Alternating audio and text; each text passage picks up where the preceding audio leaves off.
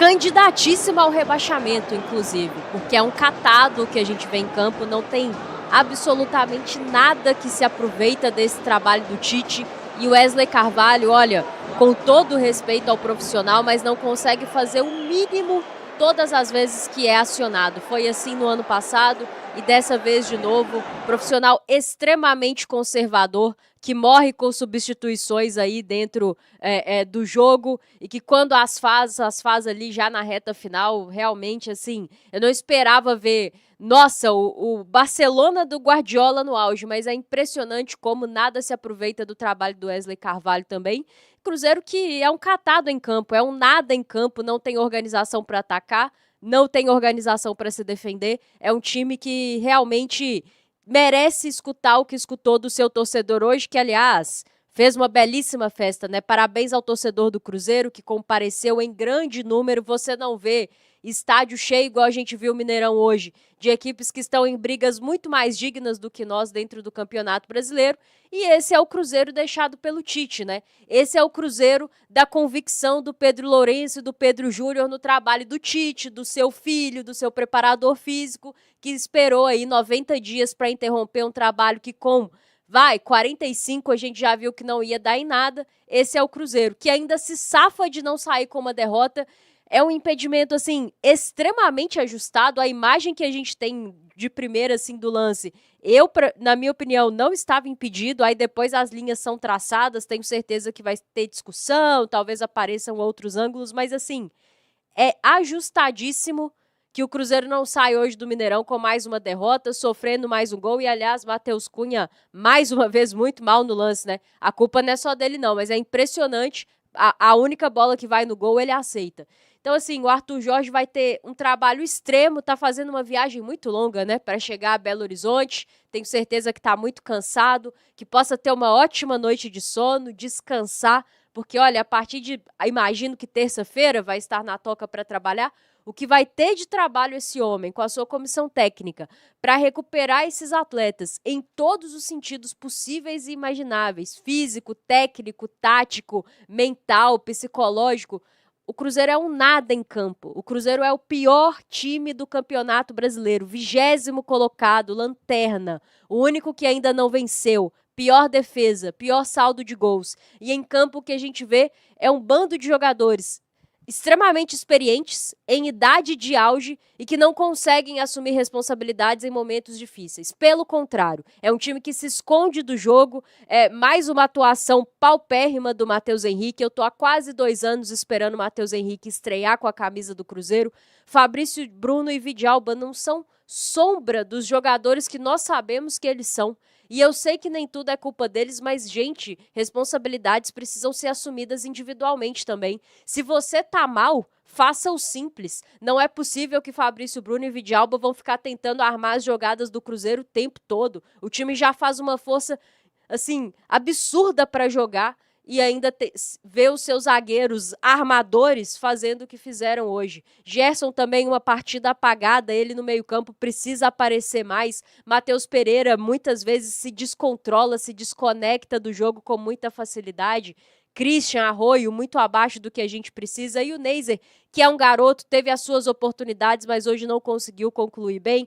Wesley Carvalho, mais uma vez, demora a mexer, quando mexe é extremamente conservador. O empate não nos servia. Parece que o treinador do Cruzeiro não entendeu isso, extremamente conservador e lento nas suas mudanças. E, acima de tudo, o que a gente vê é mais um resultado péssimo do Cruzeiro no Campeonato Brasileiro. Até o Remo, hein?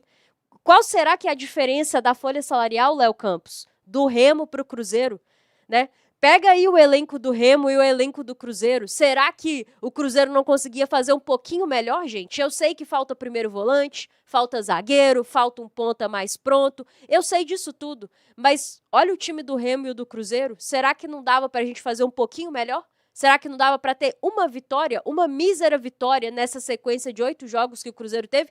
Quiçá a sequência mais acessível do Cruzeiro no Campeonato Brasileiro, tá? Daqui para frente, jogos muito mais difíceis e o Cruzeiro se perde aí pelo caminho. Hoje a briga dessa turma é para fazer 45 pontos e não destruir tudo que foi construído até aqui com muita dificuldade pós 2022 ali, pós momento SAF, que era colocar esse time de volta na Série A, se manter e para poder brigar por coisas maiores. Hoje a briga é essa. Deus abençoe que daqui a 10 dias, Cruzeiro diante do Vitória faça um bom jogo, vença, a gente comece a ver um time em campo. Mas eu tô muito assustada com o que eu vejo dessa equipe do Cruzeiro, jogadores maduros que se mostram quase que como crianças em campo, parece um time de garotos, tamanha falta de personalidade, tamanho medo de jogar futebol, medo de aparecer como opção de passe. Então, assim, Arthur Jorge, que Deus te abençoe e que você faça um grande trabalho para recuperar essa equipe,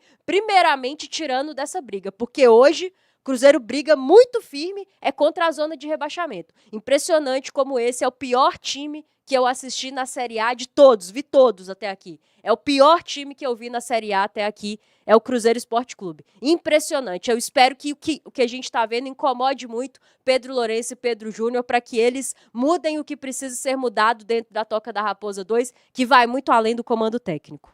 Em 8 jogos, 4 empates, 4 derrotas, 8 gols marcados, 16 sofridos, pior defesa do Campeonato Brasileiro, menos 8 é o saldo do Cruzeiro, lanterna do campeonato. Ô Valu, já não se tem mais desculpas, né? Eu acho que tá difícil, não tem argumento para conseguir justificar muito a atuação do Cruzeiro. Eu nem vou falar a situação da tabela de classificação, o resultado hoje que decepciona, a gente esperava a vitória, era para vir a primeira vitória do Campeonato Brasileiro, mas não tem nada que justifique mais a atuação do Cruzeiro. Ah, tem a questão física, tem desfalques, mas olha, repetidas vezes e tão destoante, é um time tão em campo, com tanta dificuldade, que eu imagino difícil para você explicar, Valu. Não, o time é um time que não tem a coragem para jogar que o seu torcedor tem para ir ao campo, Léo. E o Cruzeiro no recorte do Mineirão, né, chegou a seu 10º jogo, 3 vitórias, 4 empates e 3 derrotas. Um time sem ação, né? Desde o técnico interino, dos jogadores, da própria diretoria, né? A diretoria também ajudou a sustentar muito aquela questão do trabalho do técnico anterior, mas eu vou parar de falar um pouco do Tite. A gente já viu o estrago que foi feito, esse estrago está feito, mas a gente vê, quando a Rafa fala a respeito do Remo, né? Cruzeiro hoje é um time sem coragem para jogar futebol. Tá? É um time sem coragem e claro que se você fosse um time bem armado, se você fosse um time taticamente correto, mas os jogadores, este elenco, essa última semana eu falei e eu volto a repetir, para mim nenhum jogador deste elenco tem a capacidade de resolver coisas através da sua própria atitude dentro do campo, além do técnico. Isso não é insubordinação, não, tá? Isso não é insubordinação.